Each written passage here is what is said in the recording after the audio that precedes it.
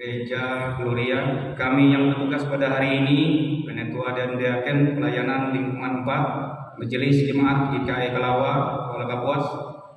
Liturgi yang kita gunakan hari ini yaitu bentuk kedua, dan nyanyian yang kita pakai dikaji dan lagu kinun pujian. Pendeta yang akan melayani firman Tuhan untuk kita pada hari ini yaitu Pendeta Christine Tomasila MTH, pemain musik Immanuel Bantar, pemandu lagu Heli Pera, Ambung Sentara, tim multimedia Excel, operator sound system Austin Morgan.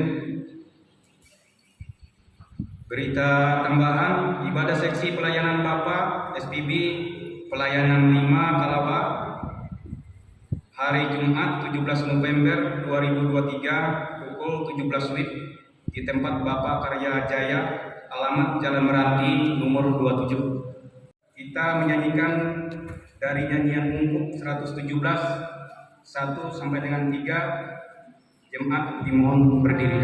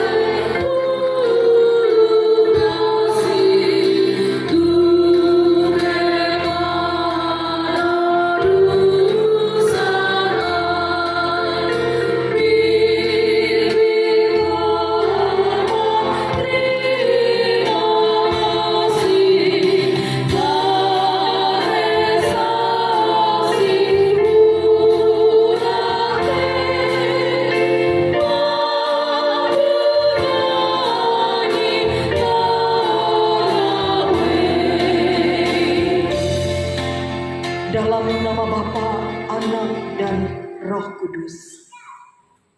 Kasih karunia dan damai sejahtera dari Allah Bapa kita dan dari Tuhan Yesus Kristus menyertai kamu. Amin. Silakan duduk kembali.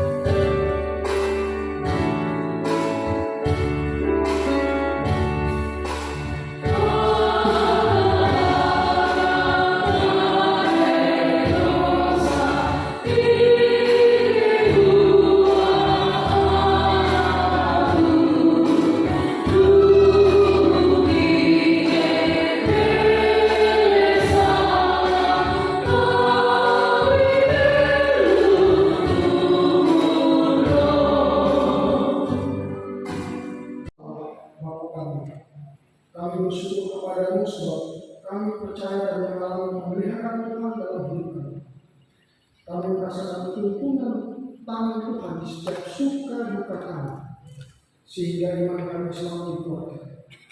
Terima kasih atas semua berkat yang telah kami terima dan rasakan, dan ajarlah kami agar tidak menyia-nyiakan berkat ini. Dalam sadar, kami juga mengaku akan segala kelemahan dan perbuatan salah kami, sehingga itu pasti menjadi batu sandungan hubungan antara kami dan Engkau, ya Tuhan. Janganlah hanya Engkau murka atas kami yang lemah ini, melainkan ampunilah kami dan basuhkanlah kami dari dosa kami, sehingga dapat hidup kembali sebagai anak-anak Allah yang setia. Kami bersyukur dan memohon ampun hanya dalam nama Tuhan kami Yesus Kristus.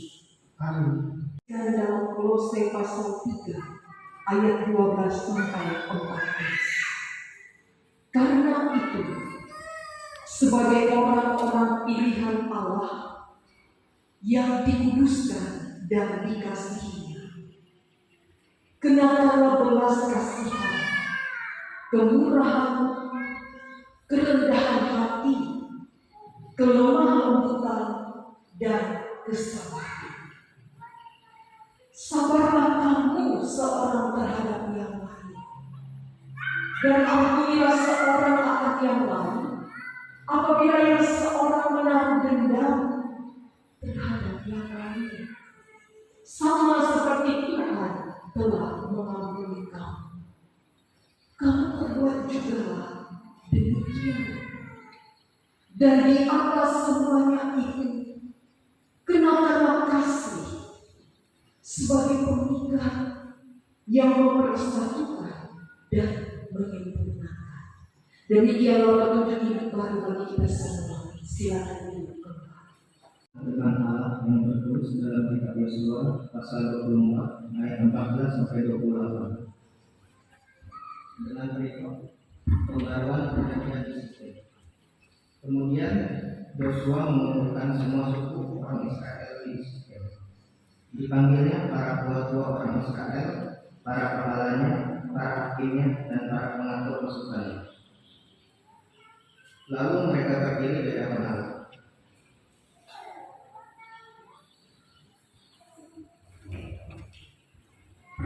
Maaf salah, dengan tulus ikhlas dan setia, jauhkanlah Allah yang kemudian nenek-nenek itu telah beribadah di seberang sungai Efrat dan di Mesir, dan beribadahlah kepada Tuhan. Tetapi jika kamu anggap tidak baik untuk beribadah kepada Tuhan, pilihlah pada hari ini kepada siapa kamu akan beribadah. Allah yang kepadanya nenek moyangmu beribadah di seberang sungai Efrat, atau Allah orang Amori yang negerinya kamu diami ini.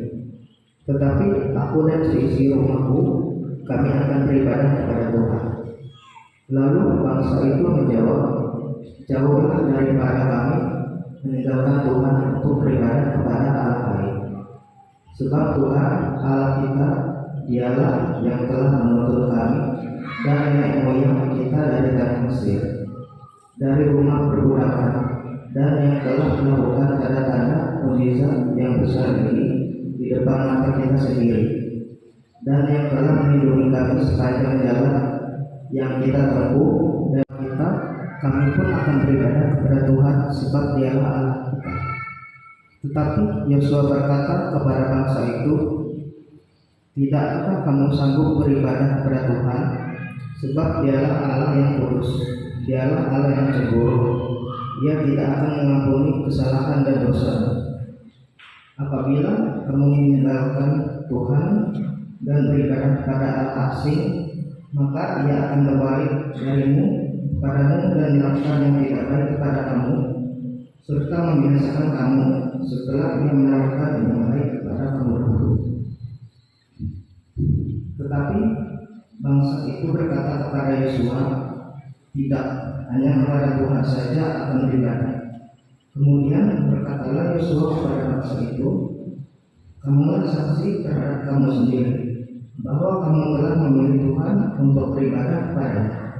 Jawab mereka, kamilah saksi. Ia berkata, Maka sekarang jauhkanlah Allah asing yang ada di tengah-tengah kamu dan condongkanlah hati kepada Tuhan Allah Israel. Lalu tunjuk bangsa itu berisua kepada Tuhan Allah kita, kami akan beribadah dan firman-Nya akan kami dengarkan. Pada hari itu juga Yosua mengikat perjanjian dengan bangsa itu dan membuat ketetapan dan peraturan bagi mereka di situ. Yosua menuliskan semuanya itu dalam kitab hukum Allah. Lalu ia mengambil batu yang besar dan mendirikannya di sana, di bawah pohon besar di tempat kudus Tuhan. Kata Yosua kepada seluruh bangsa itu, sesungguhnya batu inilah akan jadi saksi terhadap kita, sebab didengarnya segala firman Tuhan yang diucapkannya kepada kita. Sebab itu batu itu akan menjadi saksi kepada Tuhan kamu, supaya kamu jangan menyangkal Allah. Sesudah itu Yosua melepas bangsa itu pergi masing-masing ke milik pusakanya.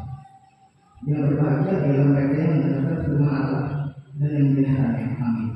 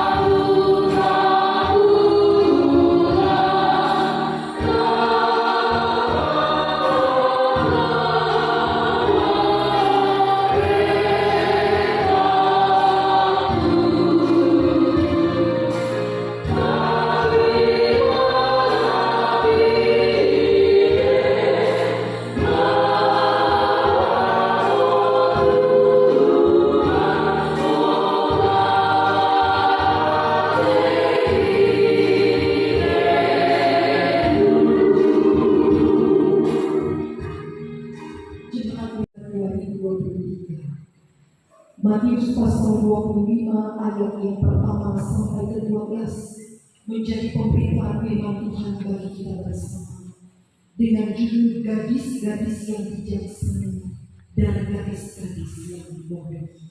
Memulai ini bersama, mari kita berdoa. Bapa kami yang di surga, terbentang ungkapan terima kasih dari hati kami yang terdalam pada sore hari 12 hari di bulan November tahun 2023 sampai hari ini pemeliharaan baik adanya dalam hidup kami umat manusia. Terang dan gelap, panas dan hujan, namun kasih setiamu tiada pernah berubah. Saat kami mendapati jantung kami ini masih berdetak dan helaan nafas masih ada di tubuh kami. Semua itu tidak kami dapati di tempat manapun di dunia ini.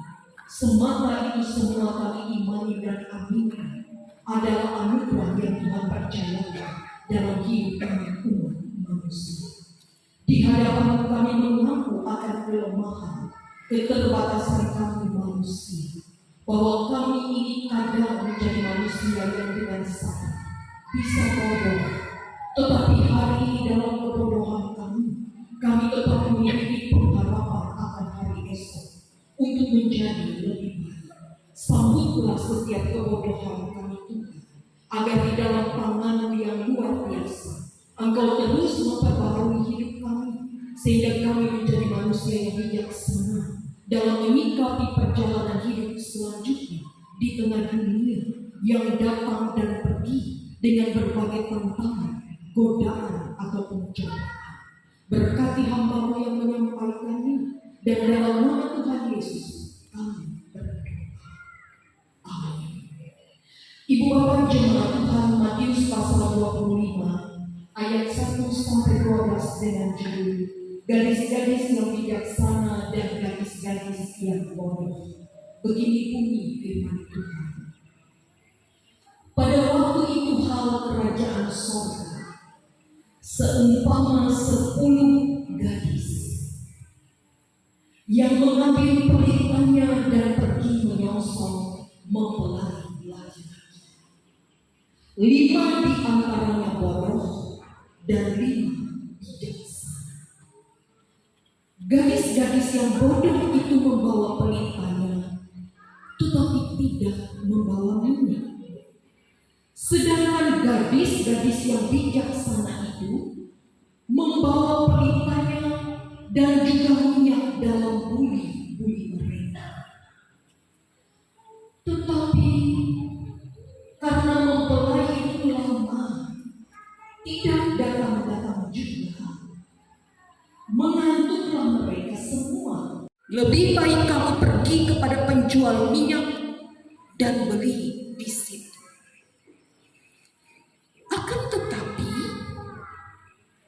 waktu mereka sedang pergi untuk membelinya, datanglah mempelai itu, dan mereka yang telah siap sedia masuk bersama-sama dengan dia ke ruang perjamuan kawin.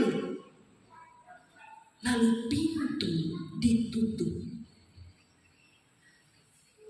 Kemudian datang juga gadis-gadis yang lain itu dan berkata, "Tuan, Tuan, bukakanlah kami pintu." Tetapi ia menjawab, "Aku berkata kepadamu, sesungguhnya aku tidak mengenal kamu. Karena itu, berjaga-jagalah, sebab kamu tidak tahu akan hari maupun akan saatnya." Amin.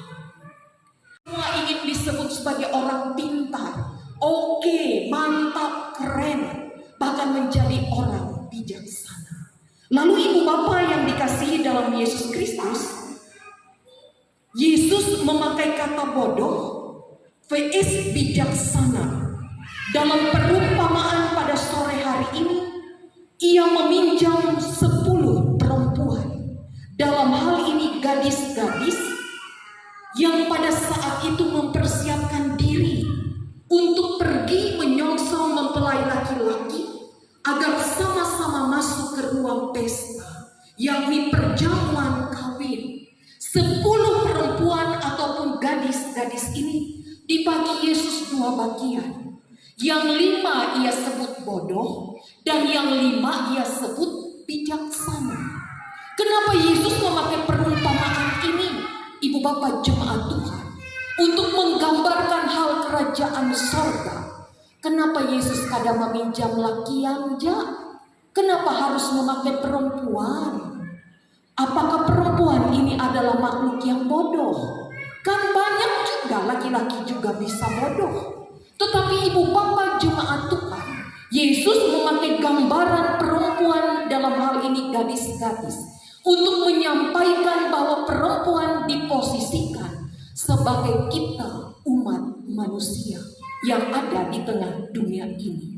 Dalam tradisi Yahudi, ibu bapak jemaat Tuhan, saat menjelang pernikahan, mempelai laki-laki akan mengambil mempelai perempuan pada tengah malam atau secara diam-diam dari rumah ayahnya. Itu tradisi di Yahudi, bukan tradisi kita di Kuala Kapuas. Kalau laki-laki mau mengambil perempuan, ia harus hormat, minta izin kepada orang tuanya. Tetapi tidak dalam tradisi Yahudi.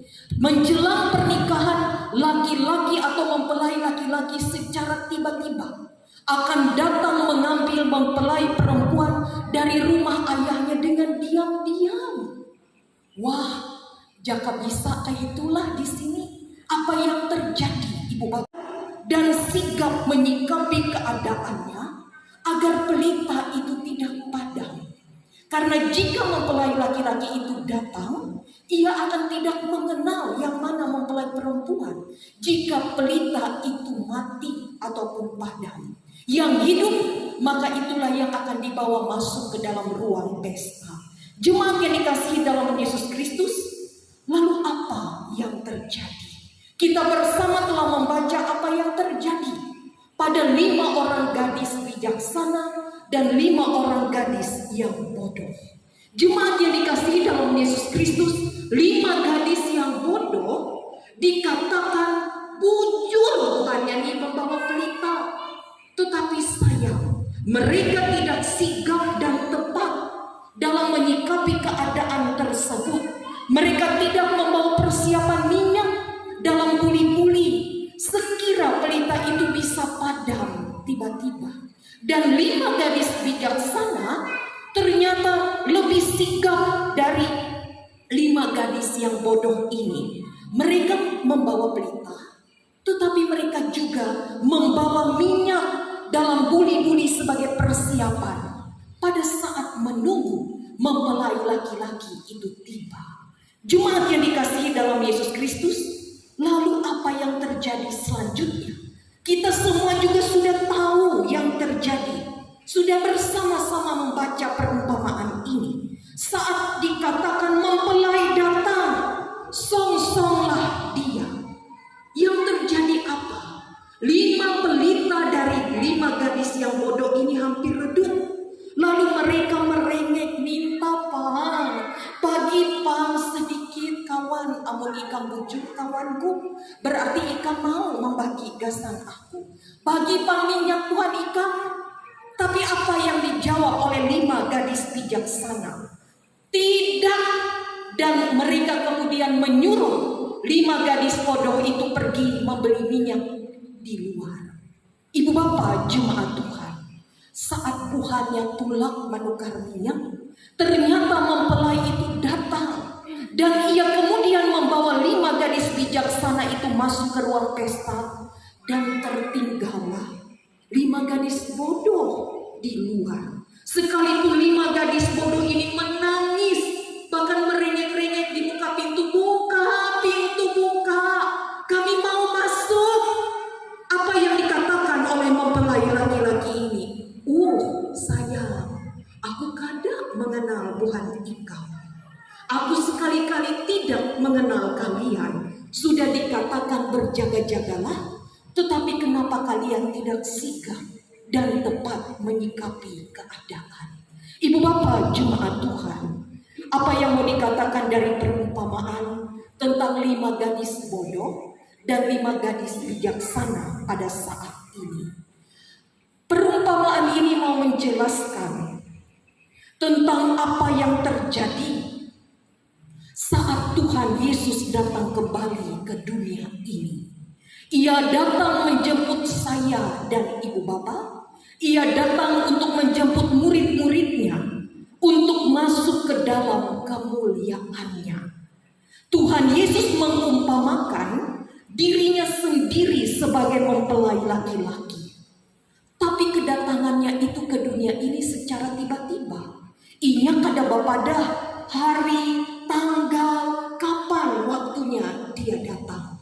Ia datang secara tiba-tiba dan ia hanya akan membawa aku, ibu bapa dan kita semua yang sudah siap sedia, yang selalu berjaga-jaga dan yang tidak mempersiapkan mempersiapkan diri. Oh, kata Tuhan Yesus, tinggal bukan diikam. Tidak ada kesempatan lagi untuk berbenah. Maka pintu ruang pesta itu ditutup dan tidak akan dibuka lagi. Yang di tempat ini dan kita semua, jujur, saya dan kita semua ini adalah manusia yang tidak akan pernah lepas dari yang namanya kekurangan dan kesalahan. Karena ada satupun dari antara kita di tempat ini yang tidak pernah berbuat salah. Baik saya dan kita semua pasti pernah berbuat kesalahan. Baik saya dan kita semua sudah tahu itu salah, tetapi dengan sadarnya kita melakukan.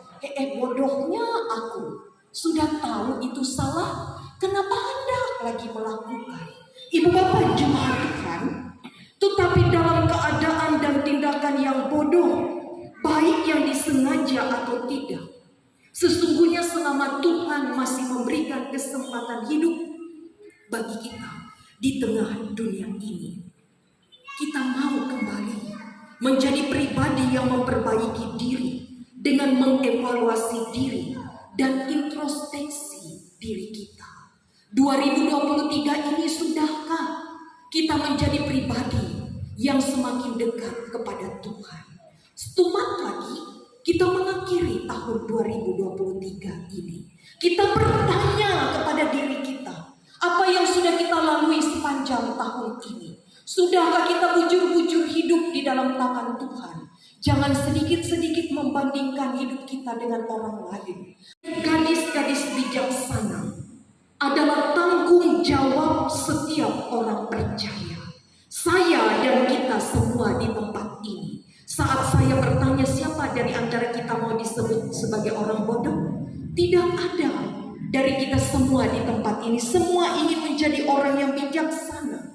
Itu artinya bahwa saya dan kita semua harus bertanggung jawab akan diri kita sendiri. Jangan pernah kita berpikir, oh aku kena sikap diberikan kesempatan masuk ke dalam ruang pesta oleh mama abahku in penatua diakon, pasti Tuhannya berdoa gasan aku. Kada usahin aku ke gereja, kada usahin aku ikut SPP. Apa yang ditampilkan oleh 5 gadis bijaksana, bukannya kada bang, kada purun, ataupun pelit kepada teman-temannya, tetapi mereka berani berkata tidak atas serengekan 5 gadis bodoh. Kiranya saya dan kita semua di tempat ini diingatkan menjadi pribadi yang tegas. Jika kita dirayu atas godaan dunia ini, kita mau menutup pintu hati kita dengan berkata tidak, karena kita tetap percaya satu, yakni Tuhan Yesus Kristus. Dan yang terakhir, hidup ini adalah kesempatan.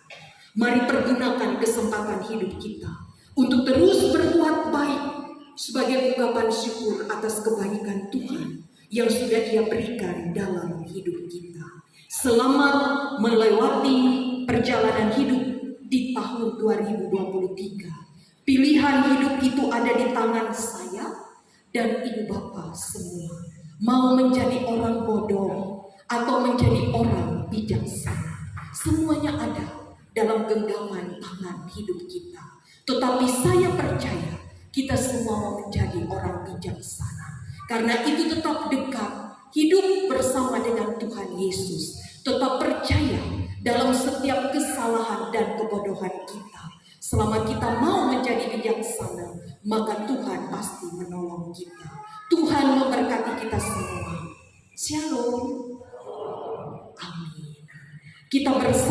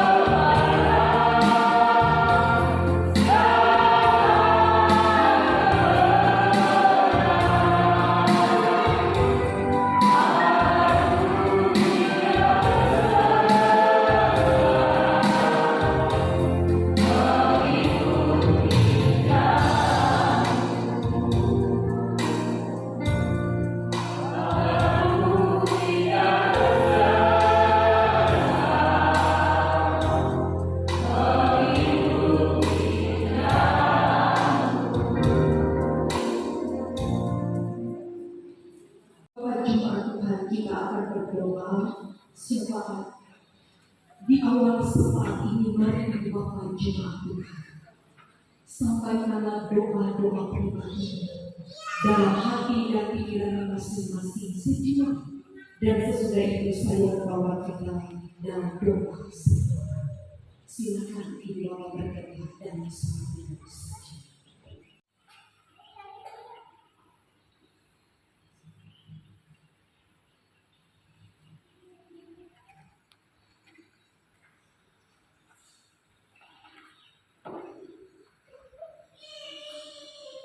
Ya Tuhan Bapa kami yang di sorga, di tempat ini terbuka hati di hadapan dalam setiap jalan hidup di tengah ini. Tiada satupun dari antara kami ingin menjadi orang yang bodoh. Kami ingin menjadi orang yang bijaksana sehingga kami sukses, berhasil, dan mendapatkan setiap kebaikan dalam hidup di tengah dunia ini. Namun dengan sabar kami bisa saja menjadi orang yang bodoh karena kami mengandalkan dan mengutamakan nafsu dunia kami. Kami lemah dan kami kadang menuntut engkau Tuhan dari keberadaan kami. Di tempat ini kami kembali diketuk pintu hati kami bahwa hidup ini begitu berarti dan berharga. Tarik kami kembali ya Tuhan, mampukan kami kembali untuk berbenah menjadi manusia yang bijaksana, tepat dan sigap akan setiap keadaan di sekitar kami. Terlebih di atas semua itu, kami menempatkan Tuhan Yesus di atas segala-galanya. Entah karena kematian atau karena tantangan hidup yang mendekat, jangan, duda, anak yatim, anak piatu atau anak yatim. Ingatkan kami tidak pernah seorang diri dalam perjuangan di tengah dunia ini. Ada Tuhan Yesus yang beserta dengan kami. Karena itu Tuhan berikan keluarga, teman, sahabat, tetangga ataupun jemaat yang boleh menjadi penghibur, penolong, dan senantiasa hadir untuk terus memberikan semangat bagi kami menapaki hidup di tengah dunia ini. Kami berdoa bagi kami yang bersuka karena pertambahan umur dalam kelahiran dan pernikahan sepanjang minggu ini. Tuhan Yesus yang terbaik berkati kami dengan tubuh yang sehat, hati yang terus dilingkupi Engkau bersyukur, bahkan senantiasa mengandalkan Tuhan terus dalam setiap umur kehidupan kami. Berkati orang tua kami di masa lanjut usia, tentu tubuh mereka melemah karena faktor umur. Mereka bisa sering sakit. Ingatkan kami anak-anak menanti dan cucu ini dilingkupi dengan sukacita dan ketulusan hati, bahwa segenap pelayanan yang dijalankan semua ini hanya untuk kemuliaan Tuhan dan semata berkat Tuhan kembali hadir dalam hidup kami semua dengan berkat-berkat yang terbaik. Tuhan Yesus yang terbaik, di awal saat ini ada hati yang sudah mengucapkan doa dalam doa pribadi.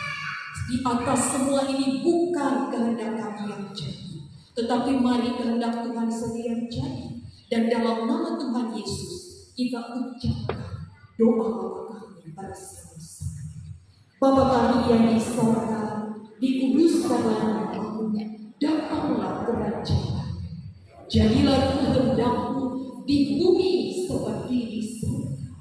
Berikanlah kami pada hari ini makanan kami yang secukupnya, dan ampunilah kami akan kesalahan kami, seperti kami juga mengampuni orang yang bersalah kepada kami.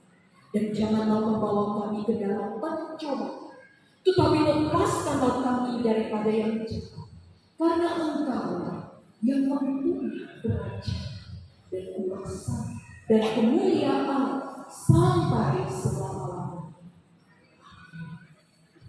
Kita mengerjakan Tuhan, pengakuan Tuhan Yesus.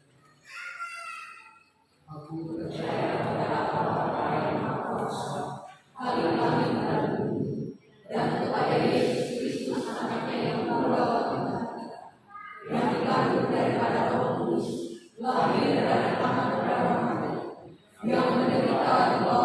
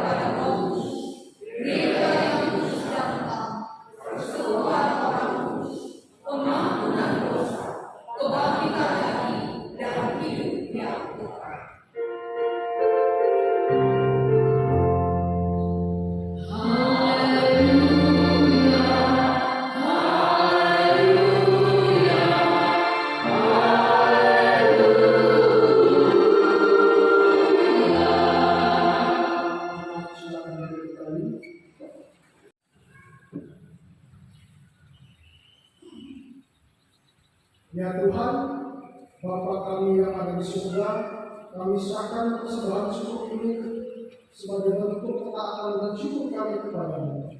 Kiranya Tuhan memberkati agar dapat dipergunakan melayani Tuhan bagi sesama. Amin.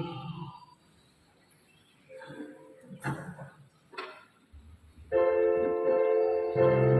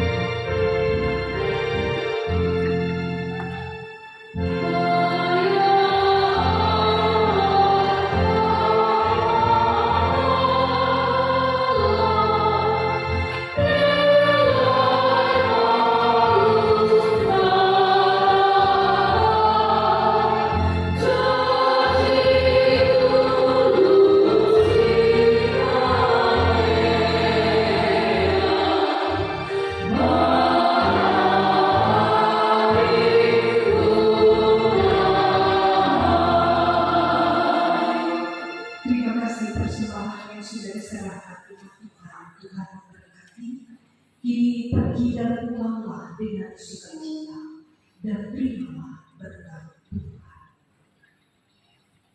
Kasih karunia Tuhan Yesus Kristus dan kasih Allah dan persekutuan Roh Kudus menyertai kamu sekalian.